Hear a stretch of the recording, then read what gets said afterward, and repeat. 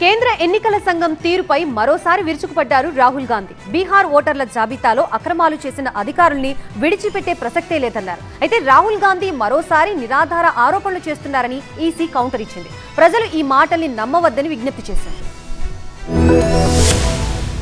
బీహార్ ఓటర్లపై రగడ మరింత ముదిరింది.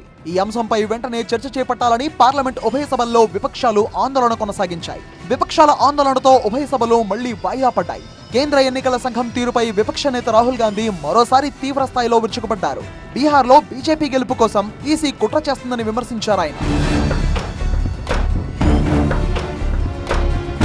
మహారాష్ట్రలో కోటి దొంగ ఓట్లను ఈసీ చేర్పించిందని తీవ్ర విమర్శలు చేశారు రాహుల్ గాంధీ.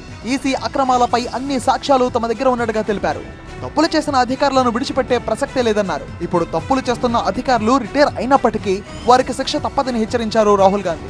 ఈసీకి వ్యతిరేకంగా అణుబాంబు లాంటి ఆధారాలు ఉన్నాయని సంచలన వ్యాఖ్యలు చేశారు రాహుల్. महाराष्ट्र में वो थोड़ा आगे गया, स्टेट लेवल पे हमें लगा कि यहाँ पे चोरी हुई है, वोटर रजिस्ट्रेशन हुआ था, 1 करोड़ वोटर्स ऐड हुए थे। फिर हम थोड़ा डिटेल में गए, हमने कहा देखो अब इलेक्शन कमीशन तो मदद नहीं कर रहा है, तो थोड़ी ग्रैन्युलैरिटी में जाना है, गहराई में जाना है। तो हमने अपना ही इन्वेस्टिगेशन करवाया, उसमें 6 महीने लगे और जो हमें मिला है वो एटम बॉम्ब है।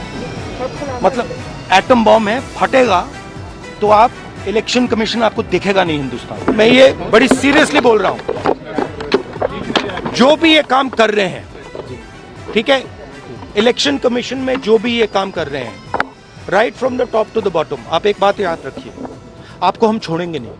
అయితే రాహుల్ గాంధీ వ్యాఖ్యలను ఈసీ తీవ్రంగా ఖండించింది. ఈసీపై నిరాధార ఆరోపణలు చేయడం రాహుల్ కు అలవాటుగా మారిందని తెలిపింది. జూన్ 12వ తేదీనే రాహుల్ ప్రశ్నలకు ఈమెయిల్తో సమాధానాలు పంపించినట్టు ప్రకటన విడుదల చేసింది. తమ కార్యాలయానికి వచ్చి అనుమానాలు నివృత్తి చేసుకోవాలని సూచించినప్పటికీ రాహుల్ రాలేదని ఈసీ వెల్లడించింది. మరోవైపు బీహార్ ఓటర్ల సవరణ జాబితాను ఈసీ విడుదల చేసింది. రాష్ట్రంలోని గుర్తింపు పొందిన పార్టీలకు ఓటర్ల జాబితాను పంపించినట్టు వెల్లడించింది.